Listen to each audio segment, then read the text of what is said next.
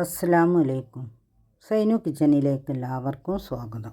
ഇന്ന് നല്ലൊരു പാകിസ്ഥാൻ ബിരിയാണിയുടെ റെസിപ്പിയുമായിട്ടാണ് വന്നിട്ടുള്ളത്. അപ്പോൾ അതൊന്ന് കണ്ടു നോക്കാം. അതിനായി 2 ചിക്കൻ കഴുകിയെടുത്തിട്ടുണ്ട്. ഇനി അതിലേക്ക് 2 സ്പൂൺ കാശ്മീരി മുളക് പൊടി, 1 സ്പൂൺ സാദാ മുളക് പൊടി, 1 സ്പൂൺ മല്ലിപ്പൊടി, 1 സ്പൂൺ ഗരം മസാല, 1 സ്പൂൺ കുരുമുളക് പൊടി, 2 സ്പൂൺ ഇഞ്ചി വെളുത്തുള്ളി പേസ്റ്റ്, 1 സ്പൂൺ വിനാഗിരി, പിന്നെ 2 സ്പൂൺ ഒലിവ് ഓയിൽ, പിന്നെ പാകത്തിനുള്ള ഉപ്പ്. ഇതെല്ലാം കൂടി ചേർത്തതിന് ശേഷം 1/4 സ്പൂൺ മഞ്ഞൾപ്പൊടിയും ഇട്ട് നല്ലതുപോലെ ഒന്ന് മാഗ്നേറ്റ് ചെയ്ത് ഫ്രിഡ്ജിലേക്ക് മാറ്റാം.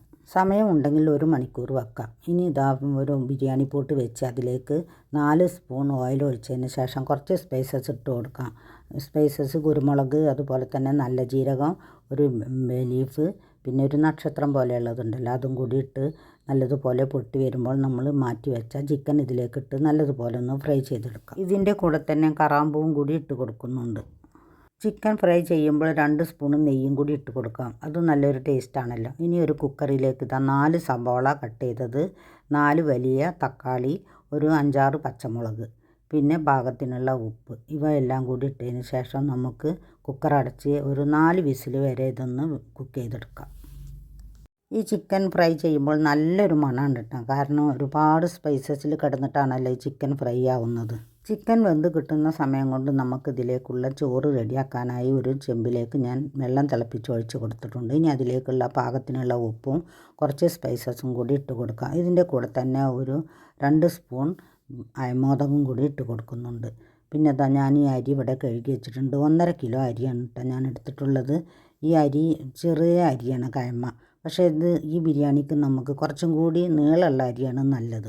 ഇപ്പോൾ നമ്മുടെ ചിക്കൻ നല്ലതുപോലെ റെഡിയായി കിട്ടിയിട്ടുണ്ട്. ഇനി ചിക്കൻ 4 ഭാഗത്തേക്ക് ആക്കി കൊടുത്ത് ഇതിൻ്റെ നടുവിലായി 2 സ്പൂൺ ഓയിൽ ഒഴിച്ചതിന് ശേഷം 1 ടേബിൾ സ്പൂൺ കാശ്മീരി മുളക് പൊടി, 2 സ്പൂൺ ജീരകം പൊടിച്ചത്, 1 സ്പൂൺ ഗരം മസാല, 1/2 സ്പൂൺ കുരുമുളക് പൊടിച്ചത്, ഇതെല്ലാം കൂടി നല്ലതുപോലെ ഒന്ന് വഴറ്റിയെടുത്തതിന് ശേഷം നമ്മൾ റെഡിയാക്കിയെടുത്ത ആ സവാളയും തക്കാളിയും ഉണ്ടല്ലോ, അത് ഇതിലേക്ക് ഒഴിച്ച് കൊടുക്കാം. നല്ലതുപോലെ തന്നെ കുക്ക് ചെയ്ത് കിട്ടിയിട്ടുണ്ട്. ഇതിൽ ഞാൻ ഇഞ്ചി വെളുത്തുള്ളി പേസ്റ്റ് ഇട്ടിട്ട് ഉണ്ടായിരുന്നു. ഒരു കഷ്ണം ഇഞ്ചി നീളത്തിൽ മുറിച്ചതും കൂടി ഇട്ട് കൊടുക്കാം. പിന്നെ ഇതിൽ ചേർത്ത് കൊടുക്കുന്നത് 2 സ്പൂൺ തൈരാണ്.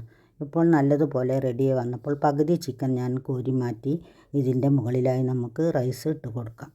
ഇതിൻ്റെ മുകളിൽ നമുക്ക് കുറച്ച് മല്ലിയിലയും, അതുപോലെ തന്നെ ഒരു തക്കാളി റൗണ്ടിൽ ആയി കട്ട് ചെയ്തതും, ഒരു ചെറുനാരങ്ങ അതുപോലെ റൗണ്ട് പീസുകളാക്കി ഒഴിച്ച് കൊടുക്കാം. ഇനി വീണ്ടും നമ്മുടെ ചിക്കൻ ഇട്ട് ബാക്കിയുള്ള ചോറും കൂടി ഇതിൻ്റെ മുകളിൽ വെച്ച് കൊടുക്കാം. പിന്നെ നമ്മൾ ഇതേപോലെ തന്നെ തക്കാളിയും ചെറുനാരങ്ങയൊക്കെ ഇട്ട് കൊടുത്തതിന് ശേഷം നമ്മൾ എന്താണ് ചെയ്യുന്നതെന്ന് വെച്ചാൽ കുറച്ച് ഫുഡ് കളറാണ് ചേർത്ത് കൊടുക്കുന്നത്. ഞാനിവിടെ 2 ഫുഡ് കളറും ചേർക്കുന്നുണ്ട്, യെല്ലോ കളറും അതേപോലെ റെഡ് കളറും. അങ്ങനെ ആകുമ്പോൾ നല്ല ഭംഗിയാണ് കേട്ടോ നമ്മളെ ചോറിന്. എല്ലാവരും വീഡിയോ കാണുന്ന സമയത്തൊന്ന് ലൈക്ക് ചെയ്യാൻ മറക്കരുത്. പിന്നെ സബ്സ്ക്രൈബ് ചെയ്യാതെ കാണുന്നവരാണെങ്കിൽ സബ്സ്ക്രൈബ് ചെയ്യുക, കമൻറ്റ് ചെയ്യുക, ഷെയർ ചെയ്യുക.